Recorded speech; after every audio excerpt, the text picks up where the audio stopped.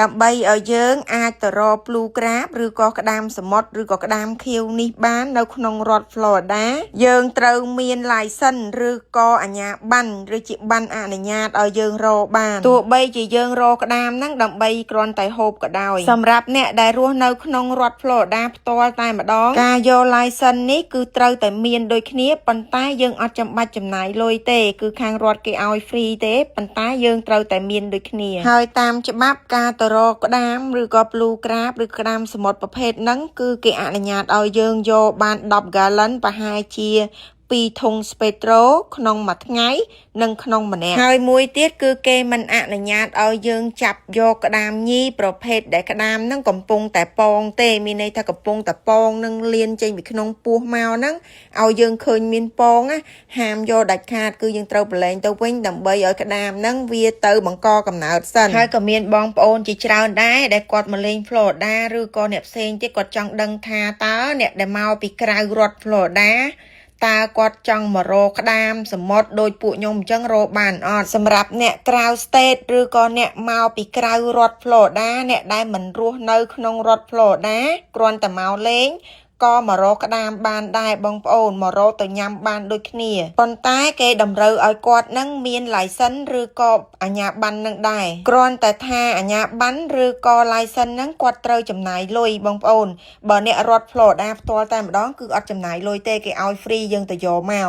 ប៉ុន្តែអ្នកដែលនៅក្រៅ state អ្នកនៅក្រៅរដ្ឋហ្នឹងគឺត្រូវចំណាយលុយបើតាមតែខ្ញុំដឹងនោះដូចជាក្នុងម្នាក់គេយក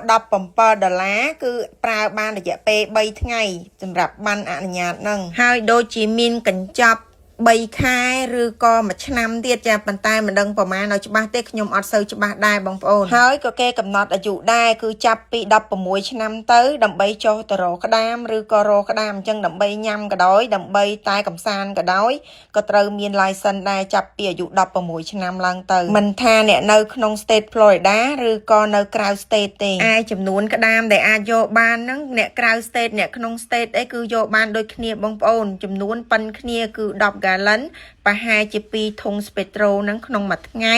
និងក្នុងម្នាក់ខ្ញុំនិយាយនេះសម្រាប់តែអ្នករកហូបឬក៏អ្នកទៅរកកំសាន្តទេបងប្អូនតែបើសម្រាប់អ្នកគេរកទៅលក់តែម្ដងគេមានច្បាប់គេផ្សេងណាបងប្អូនគេមានប័ណ្ណអនុញ្ញាតបែបបន់គេផ្សេងទៅគេអាចយកក្តាមនោះទៅលក់នៅលើទីផ្សារបានហើយមានករណីលើកលែងមួយទៀតសម្រាប់បងប្អូនទៅរកក្តាមហូបឬក៏ទៅរកកំសាន្តនៅលើស្ពាន Skyway ខ្ញុំធ្លាប់ធ្វើវីដេអូមុនបង្ហាញបងប្អូនថាយើងអាចរកក្តាមនៅលើស្ពាន Skyway ដោយយើងគ្រាន់តែឈរលើស្ពានហើយដួសយកក្តាមនៅពេលដែលក្តាមហូរមកនោះបងប្អូន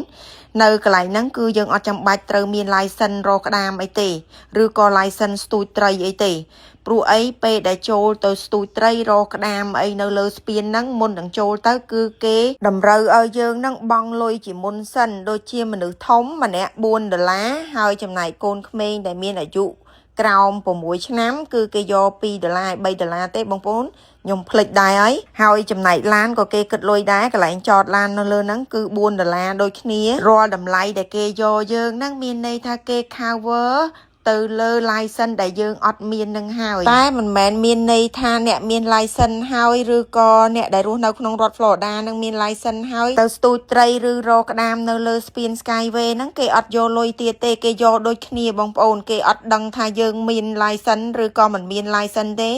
ទៅគឺគេយកគ្រប់គ្នាតែម្ដងហើយបកមកនិយាយរឿងរកក្តាមដូចពួកខ្ញុំដូចជាចុះទឹកឬក៏ដើររកអីនៅលើគោកក៏ដោយចាក៏យើងត្រូវមាន license នឹងដែរតែបើយើងអត់មានទេថ្ងៃណាមួយដែល ranger ឬក៏ប៉ូលីសគេសម្រាប់ត្រួតពិនិត្យហ្នឹងណាចាគេចុះមកគេមកឆែកឆេរយើងហ្នឹង